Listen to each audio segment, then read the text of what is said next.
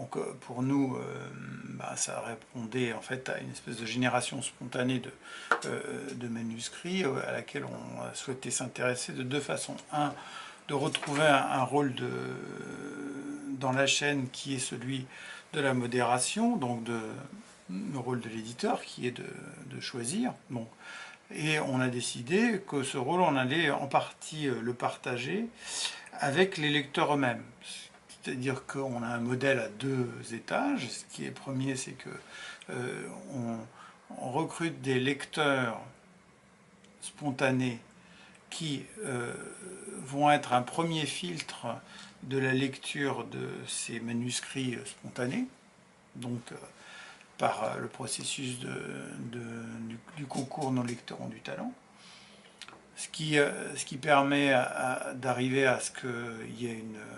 un comité de lecture qui finalement représente aujourd'hui 3 ou 4 000 personnes,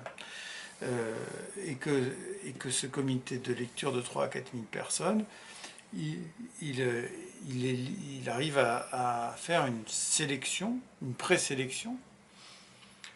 qui va être ensuite traitée par un jury qui sont des professionnels du domaine. Le jury des professionnels du domaine, il est justement à la fois celui des éditeurs de la maison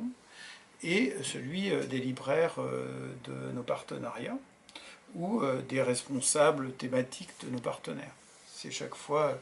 ces compétences-là aussi qu'on réunit dans un deuxième comité, si vous voulez, de lecture, où il y a ces compétences-là qui se réunissent, et qui, sur les 10, 11 ou 12 manuscrits, ça dépendait des fois, qui ont été présélectionnés, font ensuite un choix de dire c'est celui-là que l'on va éditer en premier, et ensuite on éditera les 9 autres, ou les 10 autres, dans un deuxième temps. Donc il y en a un qui est édité en premier, qui bénéficie à ce moment-là d'une mise en avant particulière. Donc c'est une édition qui est